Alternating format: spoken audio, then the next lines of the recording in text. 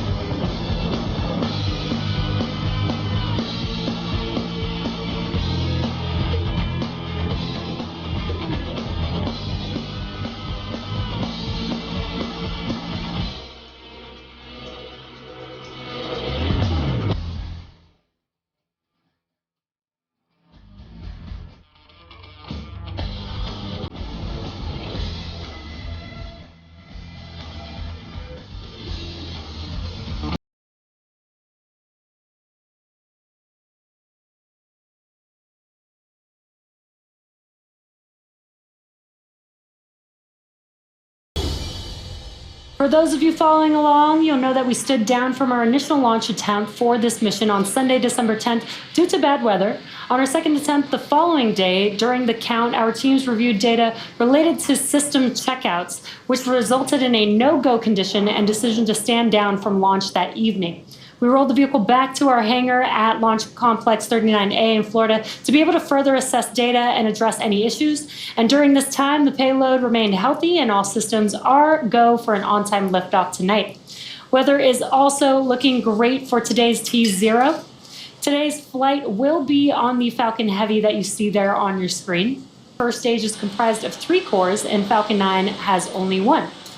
Falcon Heavy has 28 engines total. Each one of these cores has 9 M1D engines, making for a total of 27 engines across all 3 boosters, which you can see there on your screen. The 28th engine is a Merlin vacuum engine on the second stage and will power the payload to its separation orbit. Now, altogether, the Merlin 1D engines at the base of Falcon Heavy produce 5 million pounds of thrust, which is equal to 18 747s at takeoff. And in fact, the engines produce so much power that we don't run them all at full thrust all at once until after liftoff. About 2.5 minutes into flight, the 2 side boosters will separate from the center core and come back to Earth for near simultaneous landings at Landing Zone 1 and Landing Zone 2 at Cape Canaveral Space Force Station in Florida. This will be the 5th launch and landing of these Falcon Heavy side boosters, which previously supported USSF-52 and 67, Hughes Jupiter 3, and NASA's Psyche mission. Upon side booster separation, the center core will keep firing for about 90 seconds before shutting down its engines and then perform a standard stage separation from the second stage. We will not be attempting to land our center core today. For those of you looking closely, this is why you don't see any landing legs or grid fins on the center core. And moving towards the top of the vehicle, once the first and second stage separate, the second stage will propel our payload to its intended orbit. At our customer's request, we will not be showing views of stage 2, so immediately after the Merlin vacuum engine on the second stage fires up, we'll be directing all of our attention to the landing of our side boosters. Now, above the second stage is where our payload is safely enclosed inside of the fairing. The fairing protects the payload from aerothermal loads, heating, and contamination during ascent. Once we reach the vacuum of space, we will jettison the fairing as the second stage continues on its journey to orbit. We will be attempting to recover the fairing halves today with our recovery vessel, Doug. And at T-minus 10 minutes and 8 seconds, the SpaceX team continues to count down towards our 8th operational Falcon Heavy launch and 9th overall since taking flight in a demonstration test flight back in February of 2018. All systems are a go Before we began the webcast, the SpaceX launch director polled the members of the launch team and got a go for propellant loading and launch. And we are currently loading propellant on all 3 first stage boosters as well as the second stage. And you may be able to hear some of the live rocket sounds from our launch pad. Those pops and hissing sounds that you hear are from propellant loading, as well as the launch mount and strong back that the propellant is flowing through. Falcon Heavy uses 2 propellants. One is a refined form of kerosene called RP1, or rocket propellant 1. That's our fuel. The other is our oxidizer, which is liquid oxygen, or commonly called LOX. An oxidizer is a type of chemical that releases oxygen to mix with fuel and allows it to burn. Liquid oxygen is chilled well below its boiling point so that it has a much greater amount of mass per volume, which basically means that we can load more of it into the rocket. As a fun fact, the Saturn V first stage flown from this very pad on the moon missions also used liquid oxygen and kerosene. In addition to these 2 propellants, we also use the chemical TTEB, or triethyl aluminum and triethyl borane, as an ignition source. The combustion of RP1 and liquid oxygen is what makes the rocket go or fly, and it's the TTEB that sets the match to the propellant mix. Today's mission is for the U.S. Space Force and is being overseen by Space Systems Command, or SSC. Center core RP1 load is complete. Space Systems Command is the U.S. Space Force's field command responsible for acquiring and delivering resilient capabilities and groundbreaking technologies to protect our nation's strategic advantage in and from space. For more on the SSC, let's take a listen.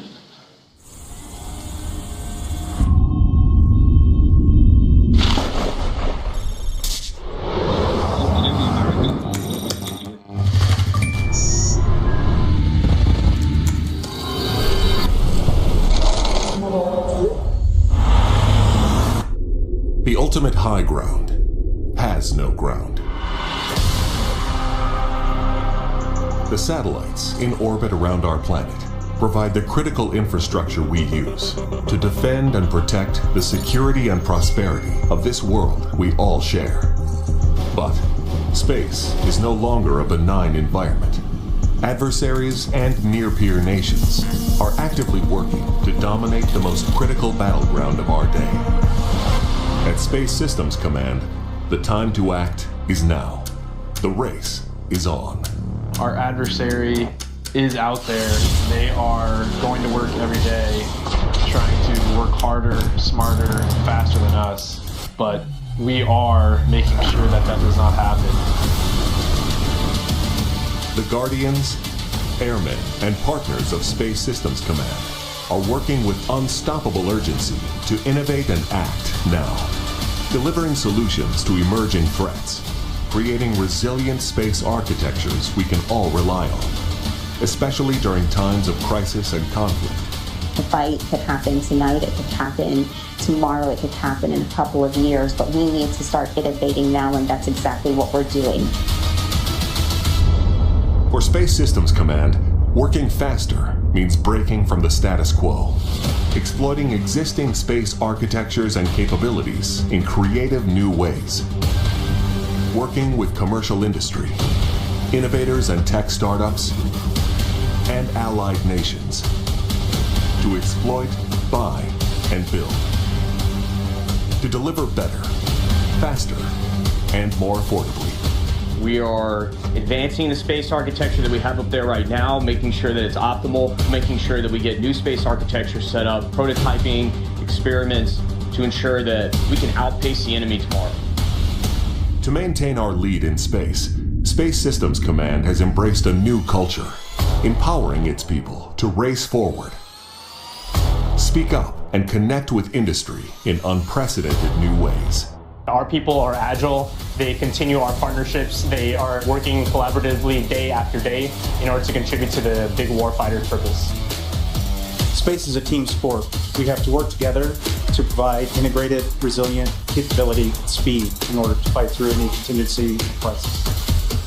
Space Systems Command is moving fast to maintain U.S. superiority in space, running a marathon of sprints, thinking differently, acting boldly, empowering at every level to make space work for us all.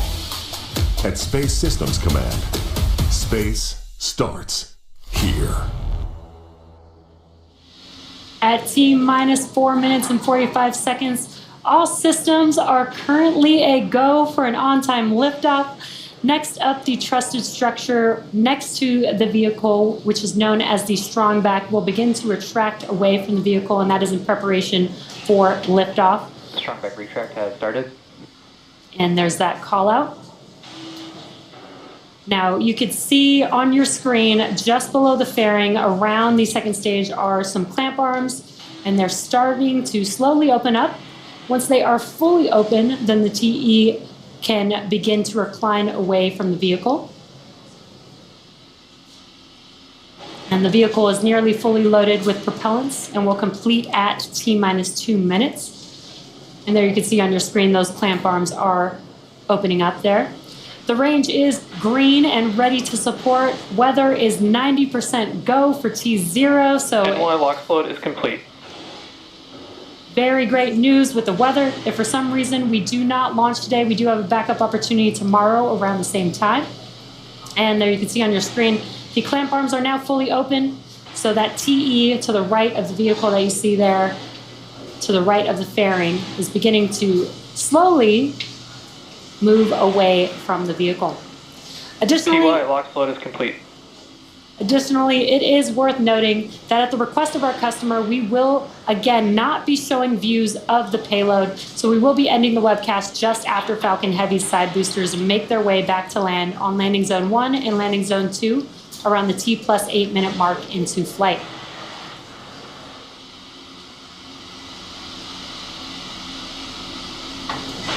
Center core lock float is complete. And we just heard that call out. Spacecraft is on internal power. Just heard that call out that the center core liquid oxygen loading is complete. That concludes all first stage vehicle propellant loading. We are still loading liquid oxygen on the second stage, and that should conclude at the T-minus 2 minute mark, which will also conclude all propellant loading for Falcon Heavy.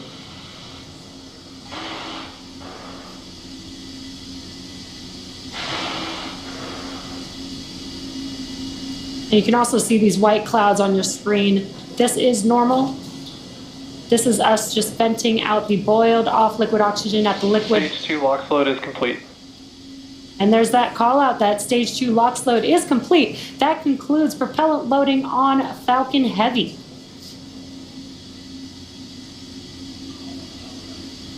Again, those white clouds that you see around the vehicle are normal. That's us venting out the liquid oxygen that has boiled off of the liquid surface out into the ambient air. Once that cold liquid oxygen meets that warm ambient air, it basically condenses just as you would see water condensing around a cold glass of water. The next event coming up will be Falcon Heavy in startup. That's at the T-minus 1 minute mark. Ground gas closeout.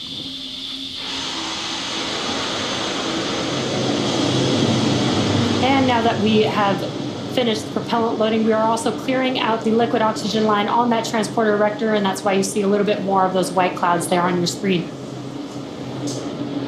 Again, at the T-minus 1 minute mark, Falcon Heavy will be in startup. This is an autonomous vehicle, so the internal flight computers will take over the launch countdown. Falcon Heavy is in startup. Great news, there's that call out. That Falcon Heavy is in startup. Now just waiting for the final call from the launch director. This is the mission director. Go for launch. And great news with that call out. All systems are go for launch of Falcon Heavy with USSF-52. T-minus 30 seconds.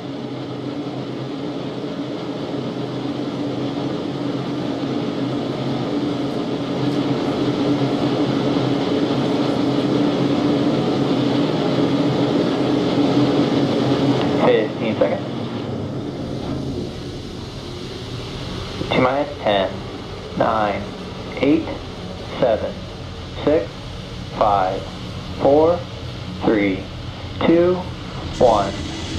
Engines full power. And liftoff of Falcon Heavy. Go USSF-52. Pushing down range. M1D chain refresh is nominal.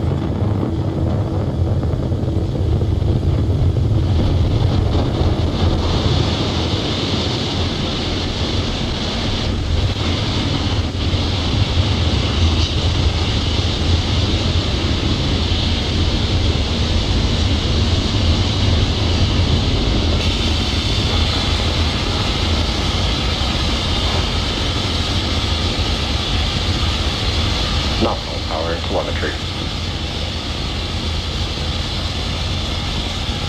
At T plus 50 seconds into Falcon Heavy's flight, under the power of 5 million pounds of thrust, Falcon Heavy is carrying OTV-7 out to space. And we are coming up on max Q here in a few seconds. Max Q. And great call out there. We have passed through max Q.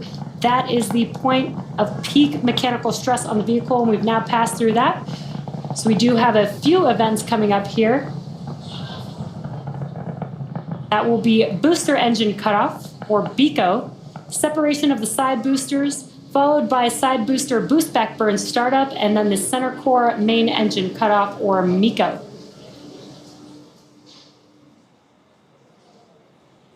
Now again, those are a few events coming up here. BECO, side booster separation, that'll be the separation from the center core. The center core will continue to carry stage 2 with the payload until it shuts down its engines with MECO and performs a standard stage separation like you see on a Falcon 9. And there you can see on your screen, on your right-hand screen, some views from the side boosters and a really awesome view of Falcon Heavy on your left-hand screen with all of those engines burning really bright there. Coming up on BECO in a few seconds here.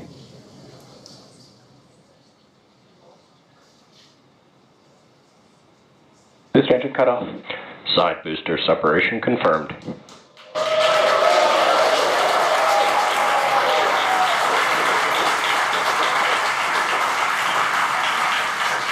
And back show.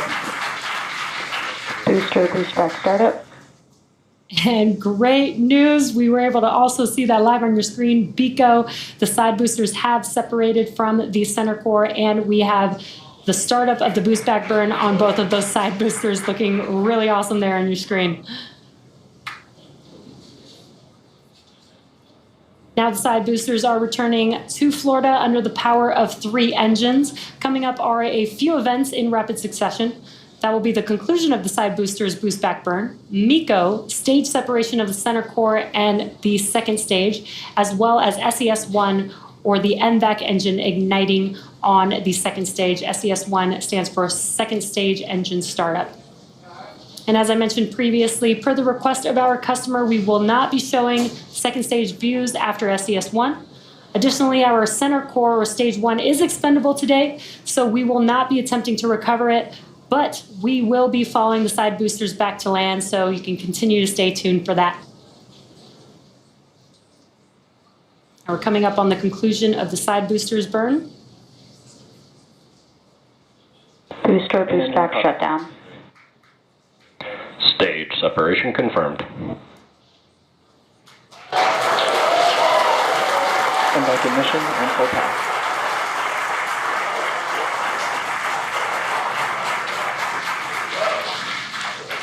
And there we were also able to see and hear the call-outs for the side boosters boost back burns concluding. We had MECO, or main engine cutoff of the center core, as well as stage separation, and also heard confirmation that the NVAC engine has ignited.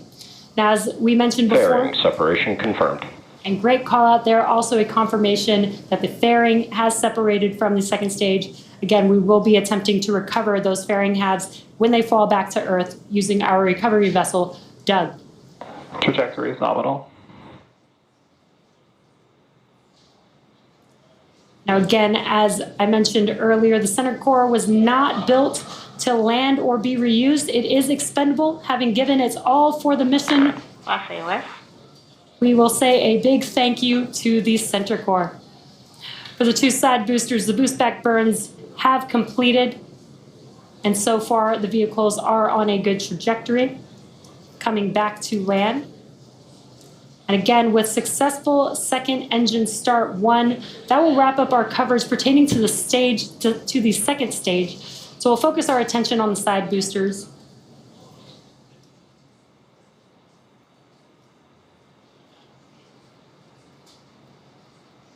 Now those side boosters are currently on their way back to land. In order to land back on land, we typically have 3 burns. Center Core FTS has saved. We typically have 3 burns. They've already concluded a boost back burn, which helps them turn back around and head back towards land. The next burn coming up is the entry burn. That's where we'll reignite 3 of the engines on each of those boosters, and that helps slow them down as they enter back into the Earth's atmosphere. Now, if we do have successful landings today, we'll mark the 257th and 258th landing of an orbital-class rocket. And those entry burns are coming up here in about 30 seconds or so. And again, as I mentioned earlier, the Center Core will be expended, and we are not attempting to recover it today.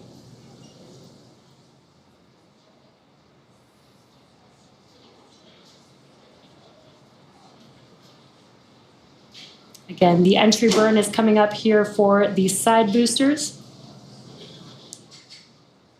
Booster entry burn startup. And there's that call out that the entry burns have begun on the side boosters. And there you can see on your screen. Stage 2 FTS is saved. You can see on your screen the engines have reignited. Booster entry burn shut down. TY FTS has saved. And a short NY burn. FTS has saved. Short burn for both of those boosters, just under 20 seconds. All vehicles are on nominal trajectories. Great call outs there. All vehicles on nominal trajectories. Now again, we do have one more burn for each of these side boosters coming up in just about 30 seconds. That is the landing burn. It's a single engine burn for each booster. And just one engine is powerful enough to slow the vehicles down and safely land back on land. Again, we are targeting landing zone 1 and landing zone 2 for today's landings.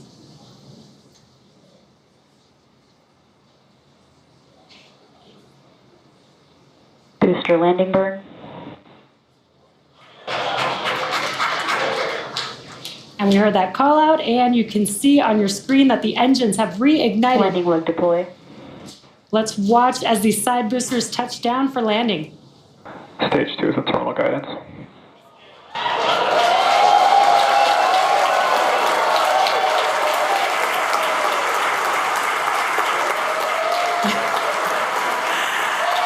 And there you can see on your screen, you hear the crowd here, very excited. We have successfully landed both Falcon Heavy side boosters on landing zone 1 and landing zone 2.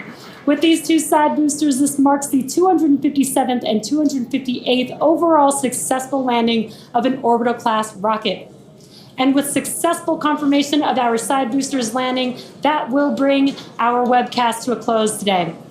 We'd like to thank the United States Space Force for entrusting us with today's mission, and we'd like to thank all of our viewers for tuning in. As a reminder, in about 3 hours from now, our 96th and final mission of 2023 is set to lift off from our neighboring pad here in Florida. Be sure to tune in for that one. We hope you all enjoy a happy and healthy new year, and we'll see you back here for an exciting 2024.